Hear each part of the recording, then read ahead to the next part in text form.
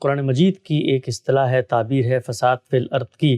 ظاہری بات ہے اس تعبیر کا مصداق کس چیز کو قرار دینا ہے یہ کام تو کسی دین کے عالم کا نہیں ہے، لیکن ایک اصولی سوال آپ کی خدمت میں رکھتا ہوں۔ ہمارے جیسے ملکوں میں جہاں پر ہم یہ جانتے ہیں کہ لوگوں کی تہذیب نہیں ہے، تعلیم نہیں ہے، قانون کا احترام نہیں ہے، ہر جگہ جہاں کوئی احتجاج ہوتا ہے وہاں پر پتھر بھی مارا جاتا ہے، دفعہ 144 بھی نافذ ہوتی ہے، پولیس اور عوام آمنے سامنے کھڑی ہوتی ہے، آنسو گیس کی شیلنگ بھی ہوتی ہے اور پولیس موبائلوں کو بھی جلا دیا جاتا ہے۔ معاملات اس سے آگے بڑھ جائیں تو کہیں دفاعی تنصیبات پہ حملہ بھی کر دیا جاتا ہے۔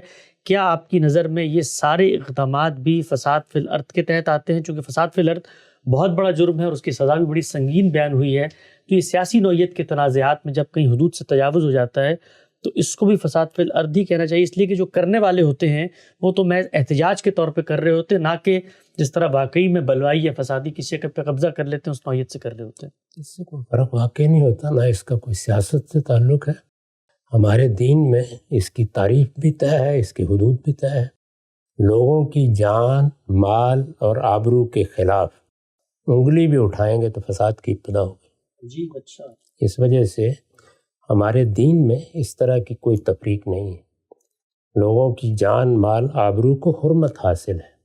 ہمارے پیغمبر کا آخری اعلان یہ ہے کہ سرزمین عرب، مکہ، بیت اللہ، ذوالحج کا مہینہ جیسی حرمت ان کو حاصل ہے ویسی انسان کی جان، مال اور آبرو کو ہے۔ ان اموالکم و دماءکم و اعراضکم، سب کو گن کے کہا ہے۔ کوئی اقدام آپ نہ احتجاج کے لیے کر سکتے ہیں، نہ انقلاب کے لیے کر سکتے ہیں۔ جان، مال، آبرو کو حرمت حاصل ہے، اس کا لحاظ کر کے جو کچھ کرنا ہے کریں۔ جب آپ اس سے ایک قدم بھی آگے رکھیں گے تو فساد کی ابتدا ہو گئی۔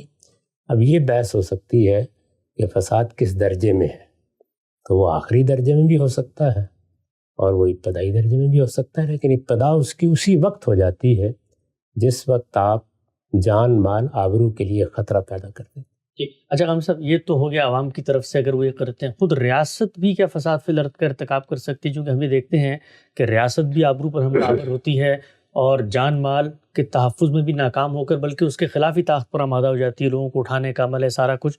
تو یہ کیا صرف عوامی کی طرف سے فساد ہوتا ہے یا حکمران بھی فساد فی الارض کرتے ہیں؟ عوامی اصول طے ہے، اگر قانون کے مطابق معاملات کیے جا رہے ہیں تو وہ جائز معاملات ہیں۔